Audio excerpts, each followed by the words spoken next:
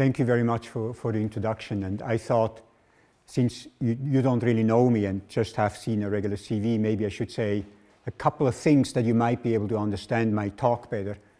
The first one is that my undergraduate degree was in physical education and sport and exercise science. Then my graduate degrees were in mechanical engineering. And then my postdoctoral training was in clinical neuroscience. So I know a little bit about some things, but really I'm not a specialist. I'm not an engineer. I'm not a kinesiologist. I'm not really sure what I am. What I do know I am is I'm not an expert in rhythm. So even though Marie-José Hébert said yesterday that we are all experts in rhythm, I'm clearly not. And that will become very obvious to you very soon as I'm going through my talk here. So when I heard first that we go to Orford and that you are students of opera, then I've gone to operas, to many. I love operas. And I once knew a young opera singer who came as an exchange student. And one thing that I remember she talked to me about is how important breathing was in opera. And then yesterday we heard that you breathe out when you want to set certain accents by Robin. And so that's really where my talk came about, at least the first half of the talk. I'm going to talk about breathing, or more specifically about entrained breathing. That means breathing that goes in the same rhythm as the movement goes.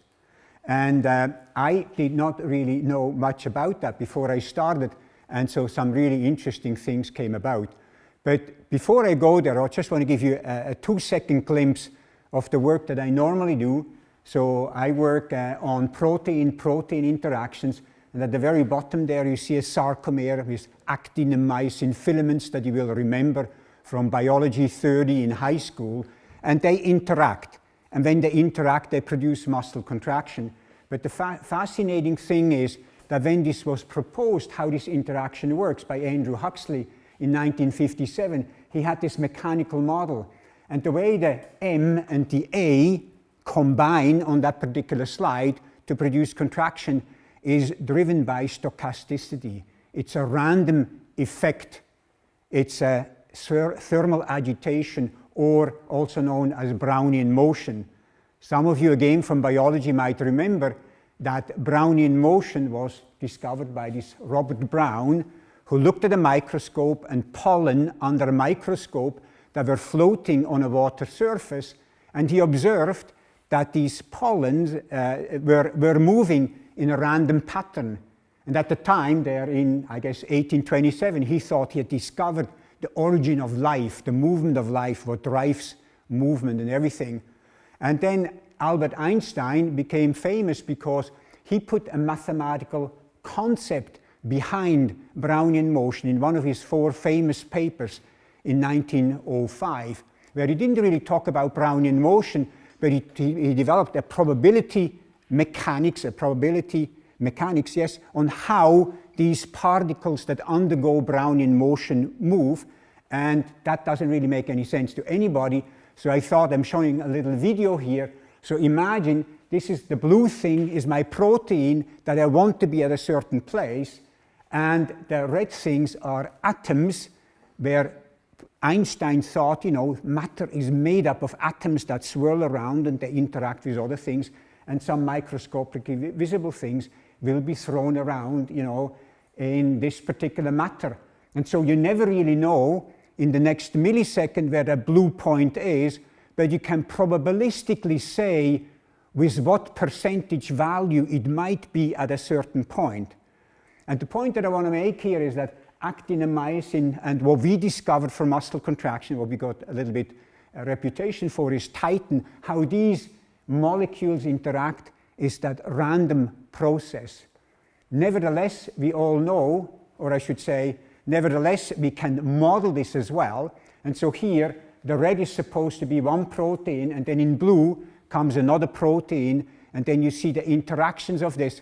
And this animation that we created is 12 milliseconds, and all the jitter that you see is modeling, according to Einsteinian mathematics, the Brownian motion. So this thing is wiggling back and forth and up and down in a reasonably random manner.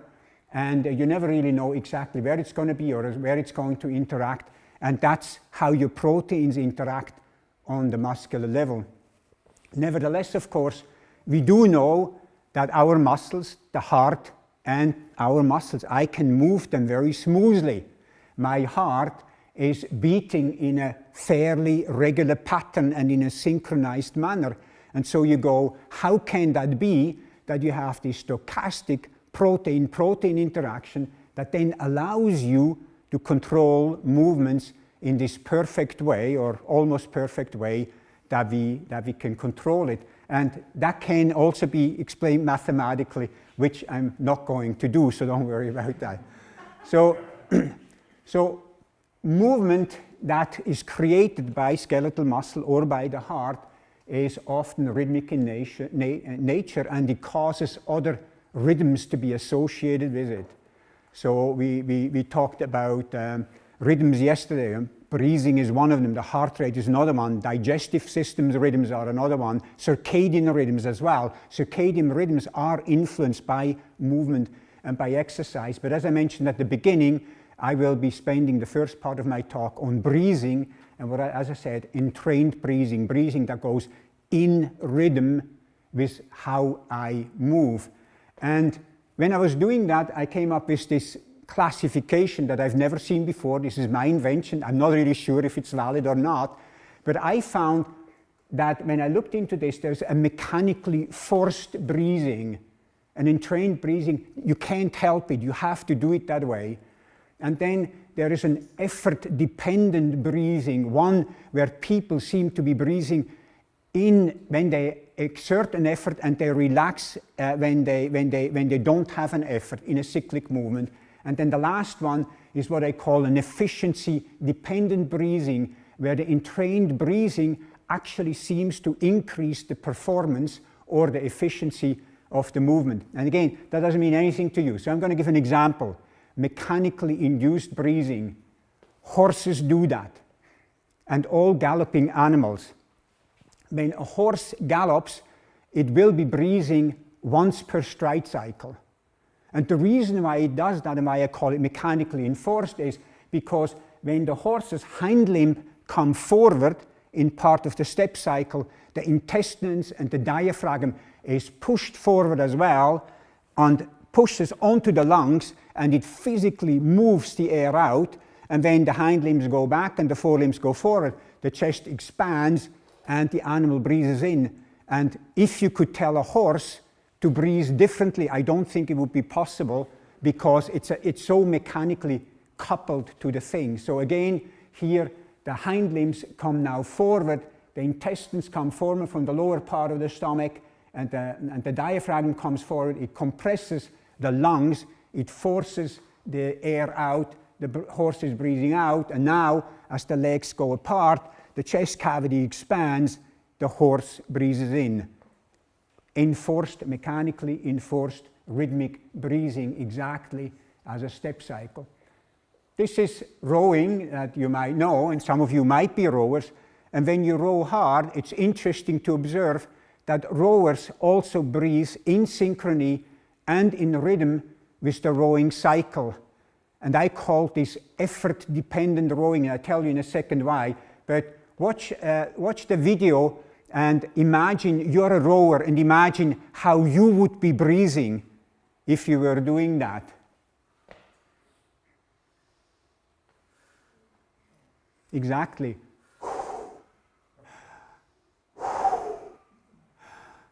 They breathe out with the effort, they breathe in when they relax. They breathe out with the effort, they breathe in when they relax. And they all do that naturally. I mean, world-class rower, elite rowers, they do that naturally when they're rowing hard. Not when they just casually go around, but when they row hard, that's what they do. People have investigated whether that actually gives a performance advantage, and they asked them to do a reverse breathing, to breathe out, to breathe in when they have a big effort and out when they relax. And from an efficiency point of view, it doesn't seem to make a difference. And so that's why I call this effort-dependent breathing, where somehow when we are doing a bench press exercise, we breathe out, and we relax and breathe in. We do that, and it's not 100% clear to me why we do it. I think it maybe is that the breathing gives you some stability. Some of you might watch tennis, and you hear the tennis players going, ah, ah, ah. The breathing out with the effort. Shot putters or discus throwers do that in track and field. They go, ah, and they make the big scream. And I think it might provide potentially some stability when you do that in the breathing pattern. But that one is really not quite clear to me. I'm happy to hear your opinions. And then finally, my favorite sport, cross-country skiing. And cross-country skiing is like a galloping horse. You have 4 limbs with which you propulse yourself. Your arms are as important, if not more important, in propulsion compared to the legs. And now again, watch and think about how you would be breathing if you were doing that. So for the front skiers, the arms come up, the chest cavity expands, arms go down, the chest cavity is compressed, and so elite skiers, when they ski hard, they do that. They go in, breathe out, and in, chest cavity expands, goes out. And since the movement is expanding the chest cavity, and then the movement collapses the chest cavity, the idea was that maybe this movement that you naturally do helps your breathing muscles, so your breathing muscles don't have to work so hard, and therefore you might need less energy to do that movement when you have the entrained breathing. So about 10 years ago, I had this fellow there in the middle, Anthony Killick, and he and his brother were on the national team cross-country skiing, and he was a summer student, and he wanted to look at that, about entrained breathing in cross-country skiing. And so we quickly did that. So we put skiers on a treadmill, we instrumented the poles and the skis with force transducers. We put little electrodes on the muscles where we can measure when they are active and when they're not. And then you see a little tube there going to the woman, and that measures oxygen uptake. And then we had these people ski. And so this one skis at 30 kilometers per hour on flat, very relaxed. That's how they ski for 2 hours in a 50-kilometer race. And so he's going in, out, in, out, in, out. And then we asked them to do the reverse, do out, in, out, in, out, in. So a reverse breathing. And then we just measured oxygen uptake, and we wanted to see, is there a difference? And indeed, for 9 national team elite cross-country skiers, when in the control situation, when they were doing the natural thing, the entrained breathing, they used, 45 whatever milliliters per kilogram per minute. And when they did the reverse breathing, they needed 2.5 milliliters more, or a little bit more than a 5% difference. You said 5%, who cares? 5% in a 2-hour race, 120 minutes, is 6 minutes. It's not the difference between being first and third. It's a difference at the Olympic Games between first and dead last. In fact, you're probably 2 minutes behind the very last if you're 6 minutes slower. That's what the difference is. So for a cross-country skier, doing that entrained breathing when they go hard is a matter of performance. They have to do it. Otherwise, they are not going to win races if they breathe differently. So that, to me, is what I call an efficiency-based breathing, because you don't tell cross-country skiers when they ski hard to do that. They just seem to do it as soon as they go hard. Of course, when they just casually ski around, they breathe and they chat and they don't pay any attention at all. So this is really only when you go a bit harder. So what did I try to show here for the first part of my talk? Breathing is sometimes entrained. One of them I called mechanical. The horse galloping. Hurdlers in track and field do the same thing, which I didn't show. Effort-dependent breathing, the rowing, the out, in, and then the one efficiency-based, the one where you somehow feel the exercise goes easier if I breathe in a certain way. So this has all been about movement inducing a certain rhythm, and I wanted to look a little bit at the reverse as well. And we all know when we hear rhythm, when we hear music, we tap, we move, we do something, we dance. I am not a good dancer. I only can dance with my wife. She's a fabulous dancer. When I dance with her, she leads me, and then I'm pretty decent. But if I have to dance with you and I have to lead, I'm useless. So I love dancing. But we know that rhythm and music induces movement. But I wanted to look a little bit more at that, because as very nicely shown by Vladimir yesterday, we have a rhythm center in the brain. We also have a rhythm center called spinal pattern generators in the spinal column. And when I was in clinical neuroscience as a postdoc, we worked with decerebrate animals. So animals where the spinal cord was cut and the brain was separated from the body. And so you cannot rely on the brain to do anything at all. And if you then support these animals with a sling and you have a treadmill underneath going, then they will move their limbs in a perfectly coordinated pattern, because we have oscillators on the spinal column that will enforce a rhythmic movement. And for example, you may know that when babies are born, they cannot walk, but you put them in a sling, you hang them up in a sling on top of a treadmill, the treadmill goes on the knees, they will do a stepping pattern. Only when they are born, they lose that after about 6 months, and then supposedly completely relearn how to walk and that rhythmicity. A colleague of mine at the University of Alberta that James might know, Vivian Mushawar, she works with patients who have spinal cord injuries, so they have their brain separated from their body because of an accident. And what she is doing, now first only on animal models, but she is stimulating with an array of electrodes the spinal cord and tries to activate these spinal pattern generators to get that rhythmic movement going that they cannot do anymore because of the spinal cord injury. And in animal models, she has done that in cats and in pigs. That works really well where she can do that. And the hope is that this, in the future at one point, might get spinalized people to walk again. And that seems to be the dream of many people, of course, when you have that type of a terrible injury. So there is some work there. The other thing, and I talked a little bit about that in Montreal already, but I found this fascinating. At the National Ballet School in Toronto, they have a program for people with Parkinson's disease.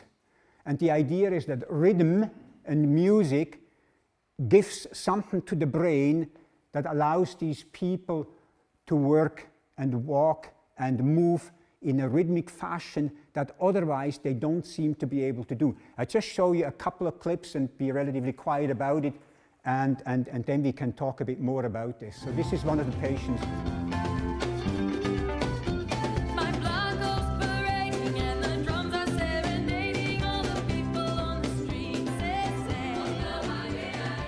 During his brain scans, David visualized the dance he's learning while listening to music. We can see David's auditory cortex. This is where his brain interprets sound, in this case, music.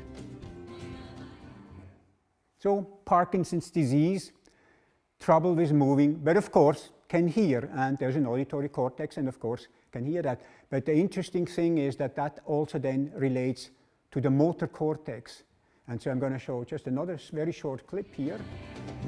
It then translates sounds into signals that other parts of the brain use to move or react.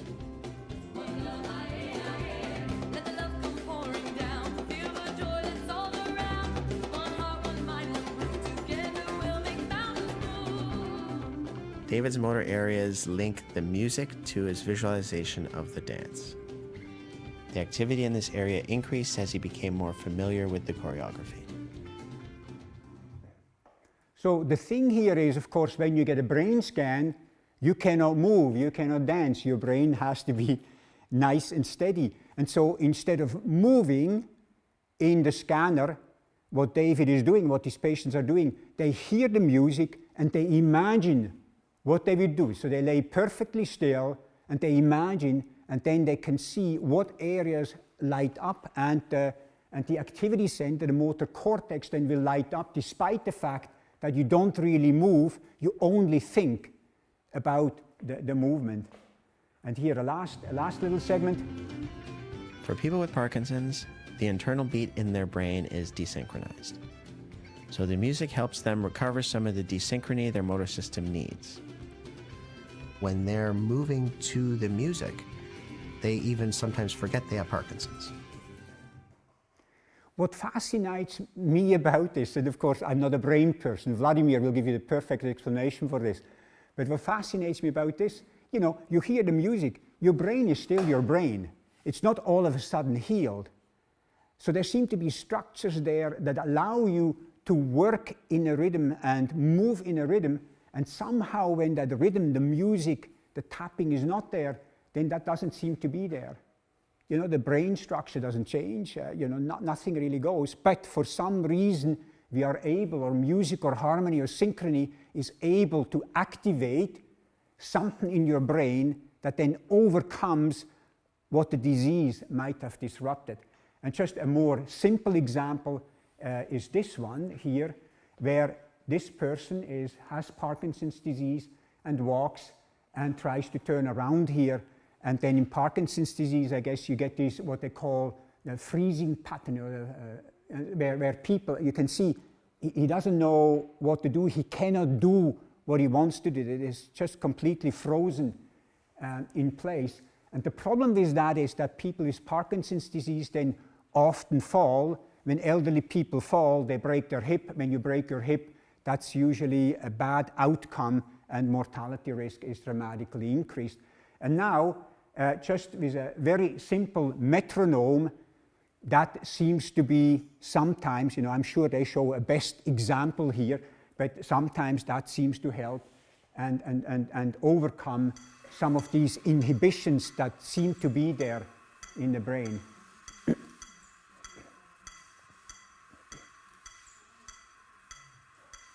This is obviously still not how you, young people, would be moving, but you know, it's dramatically better than before. And not only auditory cues, so when they put little lines on the floor where they tell the people to walk on the lines, the visual cue also somehow seems to be able to overcome sometimes these freezing gait patterns for whatever reason. And so I thought that was really an interesting thing. So auditory and visual coupling somehow seems to be able to bring a synchrony or a harmony to the brain that, for example, in this particular disease in Parkinson's, seems to be disrupted at certain times or all the time. And so that is a problem.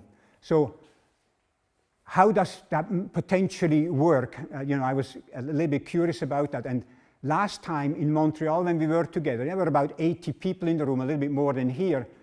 And I asked them, the following exercise, I asked them to clap, but clap in synchrony. And then, you know, everybody started clapping. And then within about 3 seconds, as Vladimir alluded to yesterday, everybody was perfectly in synchrony. And that happens sometimes. This is an audience in Budapest applauding after a performance. But what happens next is completely spontaneous. They're not being instructed by anyone. See if you can spot the phase transition.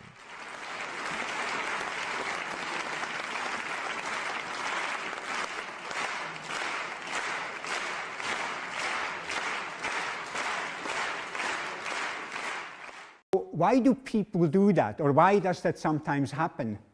And why do fireflies blink synchronously? And I think one of the explanations seems to be in science that a firefly has its own rhythm of firing, but the neighboring firefly has another rhythm, but they can adjust to one another. And then you adjust to the next neighbor, and the next neighbor to the next one, next one, next one. And that's why at night, when you watch a swarm of fireflies, you will not see individual lights, but you will see the whole swarm lighting up and going dark, lighting up and going dark, because it seems that you are able to exclude other noisy parts and just focus on the parts maybe that are closest to you or that are most dominant. And that was shown in a study that I thought was fascinating, but for you who all work with music, this is going to be so dead obvious. But for me, when I read that initially, it was kind of an interesting thing. So I'll just play a short video clip and then I explain a little bit what's going on here.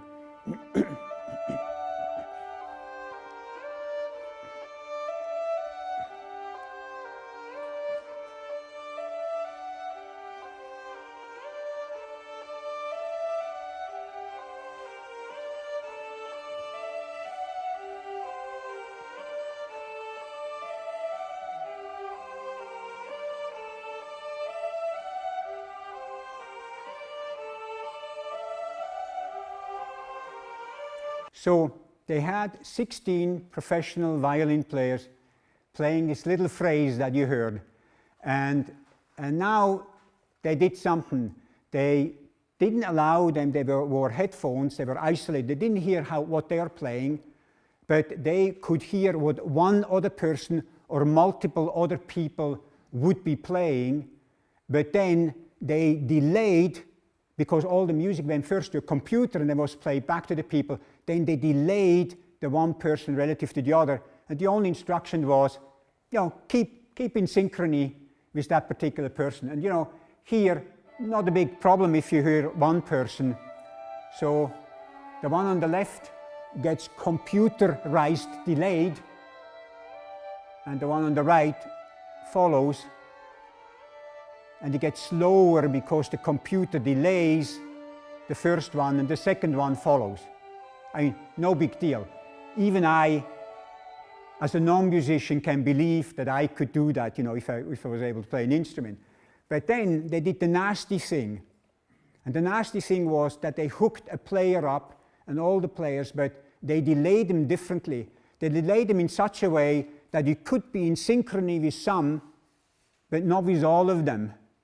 And then the question was, well, what do these people then do? And something like this came out, where you still hear the phrasing, but it's not all the same. Not everybody's at the same place in the phrase. And the way they explained it in layman's terms, what's happening here is what they call the cocktail party effect. You're in a room of 50 people, everybody talks, but I'm interested to listen to Zoey. So I'm able to listen to her through all the grumblings and all the other people's voices. So somehow the human brain can exclude other things that are essentially the same at the benefit of the person that I want to listen to. So this whole idea that we are able to do that was kind of like scientifically proven with this particular experiment. So I'm getting to the end here. What did I want to try to say? Well, I talked first about entrained breathing, mechanically entrained, effort entrained, efficiency entrained, with the horse, with the rowing, and then the efficiency with the cross-country skiing. I tried to convince you that maybe in certain diseases where certain rhythmic centers are affected, that music or audiovisual cues that are rhythmic might potentially help overcome some of these inhibitions. We have a center for rhythms in the brain and in the spinal column as well, that are able to synchronize and harmonize things. So I hope this got a little bit across with some of the examples that I showed. So now just a very personal moment. For those of you who are in Montreal, Natalia Nuno was the person who introduced me to speak there at Montreal in 2019. She was the leader of the discussion afterwards for my particular talk. She didn't come to the party the night before, and immediately after my talk, she left because she didn't feel good and hadn't felt good in many days, and she told me, "I'm just here for you, Walter. Otherwise, I wouldn't have come." A couple of days later, she went to the doctor, was diagnosed with cancer, and then shortly thereafter died. I think this was the last academic act in Montreal that she did. I don't think she ever went back to work. So whenever I do something for this group, I think of my colleague and my very dear friend. So I thank you for indulging me in this particular moment. That's very important to me. So with this, I put a lot of things up there. I know somebody funds us here and transported us here. I'm not exactly sure how, but I hope I captured some of the organizations that have been helpful in supporting us and allowing us to do these things. So thank you very much for your attention.